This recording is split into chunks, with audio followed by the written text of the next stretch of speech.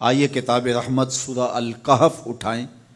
اللہ تعالیٰ نے ایک واقعہ بیان کیا ہے حضرت موسیٰ اور حضرت خضر علیہ السلام کا، کہ حضرت موسیٰ علیہ السلام عزم مصمم کر کے جب چلے تو اللہ فرماتا ہے کہ ہم نے حضرت موسیٰ علیہ السلام کو جس بندے کی نشانی بتائی تھی وہ بندہ ان کو وہاں مل گیا۔ سفید چادر اوڑے حضرت خضر علیہ السلام وہاں لیٹے ہوئے تھے، تو یہ جا کے ان کے پاس کھڑے ہو گئے کہ حضرت میں آپ کی خدمت میں اس لیے آیا ہوں کہ اللہ نے آپ کو جو خصوصی علم عطا کیے ہیں میں ان کو سیکھنے کی غرض سے آپ کی چوکھٹ پہ آیا ہوں۔ کہا تم میرے ساتھ صبر نہیں کر پاؤ گے، معاملے مشکل ہیں، سفر دشوار ہے، منزل کٹھن ہے، اور میرے معاملات ایسے ہیں کہ تم اعتراض کرو گے اس کے بغیر تم رہ نہیں سکتے۔ حضرت موسیٰ علیہ السلام نے کہا اگر اللہ نے چاہا تو آپ دیکھیں گے میں صبر کروں گا، اور آپ کے کسی حکم کی کسی کام کی میں نافرمانی نہیں کروں گا، کسی کام کا انکار نہیں کروں گا۔ کہا کہ اچھا شرط یہ ہے کہ جو میں کروں اس پر تم اعتراض نہیں کرو گے، سوال نہیں کرو گے، یہاں تک کہ میں خود ہی نہ بتاؤں۔ تو کہا کہ یہ شرط ٹھہری، میں کوئی بات نہیں کروں گا۔ فانطلقا، دونوں چل پڑے، دریا کے پار جانا تھا۔ جو کشتی کا مالک تھا، کشتی بان تھا، وہ حضرت خضر علیہ السلام کو جانتا تھا، تو اس نے کرایہ بھی نہیں لیا، لیکن جب کشتی پر سوار ہوئے تو عصا مار کے حضرت خضر علیہ السلام نے کشتی کا ایک پھٹا توڑ دیا۔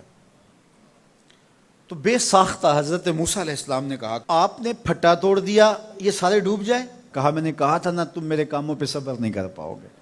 تو حضرت موسیٰ کو یاد آیا، کہا میں بھول گیا تھا، اس پر مواخذہ نہ کیجیے۔ پھر دونوں چل پڑے، بچے کھیل رہے تھے، ایک خوبصورت لڑکا وہ بھی بچوں میں کھیل رہا تھا۔ حضرت خضر آگے بڑھے اور اس کی گردن مروڑ دی، اس کو قتل کر دیا۔ صاحب شریعت تھے حضرت موسیٰ علیہ السلام، نہ رہ سکے، پھر بول پڑے ایک جان کو بغیر کسی جان کے بدلے میں قتل کر دیا، اس نے گوایا کیا تھا ہمارا؟ آپ نے بہت ہی جو ہے وہ غلط کام کیا، یہ کام اچھا نہیں کیا آپ نے۔ کہا میں نے کہا نہیں تھا کہ تم میرے ساتھ صبر نہیں کر پاؤ گے۔ کہا ایک موقع اور دے دیجئے، اب اگر میں نے کوئی اعتراض اٹھایا تو پھر دوبارہ مجھے آپ اپنی صحبت میں نہ رکھیے، عذر تمام ہو جائے گا۔ پھر دونوں چل پڑے، یہاں تک کہ ایک بستی میں دونوں آئے تو آپ نے بستی والوں سے کہا کہ ہم مہمان ہیں، آپ ہماری مہمان نوازی کیجیے، کھانا کھلائیے۔ تو انہوں نے انکار کر دیا، کہا کہ ہم تو آپ کو بلایا نہیں ہے، آپ خود آئے ہیں، آپ اپنے کھانے کا خود انتظام کیجیے۔ گزر رہے تھے گلی سے تو ایک دیوار گرنا چاہ رہی تھی، تو جلدی سے اس دیوار کو مرمت کر دیا۔ کہا حضرت ہم اگر چاہتے تو اس پہ اجر لے سکتے تھے، انہوں نے ہمیں کھانا تک نہیں دیا اور ہم ان کی دیواریں سیدھی کر رہے ہیں۔ کہا اب تمہاری میری جدائی ہو گئی، تم نے یہ بھی اعتراض کر دیا۔ تو انہیں یاد آیا کہ وہ یہ بھی اعتراض ہو گیا، اب میں تمہیں بتاتا ہوں کہ یہ 3 کام میں نے کیوں کیے۔ اللہ اکبر۔ اب سنیے، قرآن ہمیں بتاتا ہے کہ ظاہری علم بھی ہوتا ہے لیکن کوئی باطنی علم بھی ہوتا ہے۔ کہا وہ پہلی بات کشتی والی سنو، یہ 2 مسکین بچوں کی کشتی تھی، ان کے گھر کا چولہا اس کی کمائی سے جلتا تھا۔ دریا کنارے کنارے ایک ظالم بادشاہ رہا تھا جو لوگوں کی کشتیاں چھین رہا تھا، ہم نے تھوڑا سا عیب لگا دیا، وہ ٹوٹی کشتی چھوڑ کے چلا گیا۔ اب وہ تھوڑے سے پیسے لگا کے کشتی مرمت کرا لیں گے، گھر کا چولہا جلتا رہے گا، بتاؤ اچھا کیا یا برا کیا؟ کہا رہی بات اس بچے کی جس کو ہم نے قتل کیا، اس کے ماں باپ مومن تھے، نیک تھے، صالح تھے، بچے نے بڑا ہو کے بہت برا ہونا تھا، ہم نے اس کو قتل کر دیا، اللہ اس کے بدلے ان کو بہتر اولاد دے گا۔ علماء تفسیر نے لکھا ہے اس بچے کے بدلے میں اللہ نے ان والدین کو ایک بیٹی عطا کی جس کی نسل سے 70 نبی پیدا ہوئے۔ دیوار کی کہانی بھی سن لیجئے، یہ شہر کے 2 یتیم بچوں کی دیوار تھی اور اس کے نیچے ان کا خزانہ تھا، اور ان کا باپ بڑا نیک تھا۔ خزانہ دیوار کے نیچے ہے، دیوار گرنا چاہ رہی ہے، کسی معمولی دھکے سے گر جاتی۔ 2 ہی صورتیں تھیں، یا وہ بچے خود اپنا خزانہ اٹھا لیتے یا لوگ اٹھا کے لے جاتے۔ لوگ اٹھا کے لے جاتے پھر بھی ہاتھ میں کچھ نہ آیا، اور اگر وہ خود اٹھا لیتے تو بچے ہیں، بچپنے کی وجہ سے وہ اس کو اڑا دیتے۔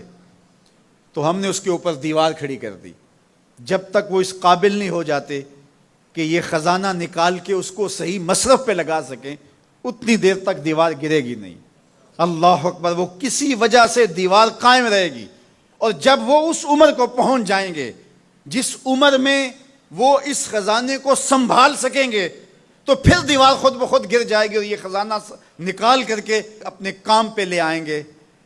میں جب پہلی مرتبہ اس کو جو ہے وہ غور کے ساتھ تلاوت کیا تو مجھے یہ لگا کہ اس کا انطباق پاکستان کے حالات پہ بھی ہو سکتا ہے، اس لیے کہ یہ بھی یتیموں کا سرمایہ ہے۔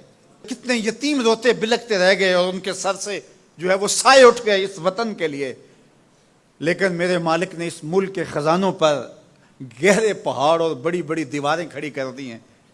جب تک یہ قوم بلوغت تک نہیں پہنچے گی اتنی دیر تک وہ خزانے ظاہر نہیں ہوں گے، اور جب یہ قوم اپنی بلوغت تک پہنچے گی، شعوری بلوغت، فکری بلوغت، علمی بلوغت، اور رب سے جو وعدہ کیا تھا پاکستان کا مطلب کیا، لا الہ الا اللہ، جب اس بلوغت تک یہ پہنچ جائے گی، اس وعدے کی تکمیل ہوگی، پھر رب دیوار ہٹا دے گا اور پاکستان کو اللہ اتنے خزانے دے گا اور پاکستان ایسا مالا مال ہوگا دنیا دیکھنے آئے گی انشاءاللہ۔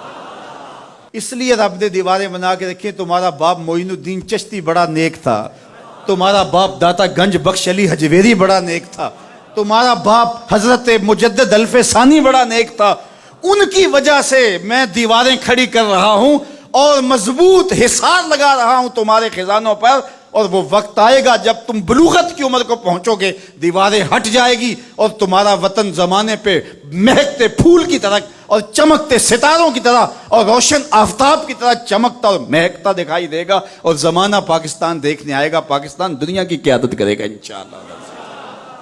تو کہا یہ تعویل ہے ان باتوں کی جو باتیں میرے رب نے مجھے بتائی، اور یہ میں نے اپنی مرضی سے نہیں کہیں، اور جو میں نے کیا اپنی مرضی سے نہیں کیا۔ تو یہ باطنی باتیں ہیں، شاید یہ باطنی باتوں کے جوش میں یہ بات بھی میں کر گیا۔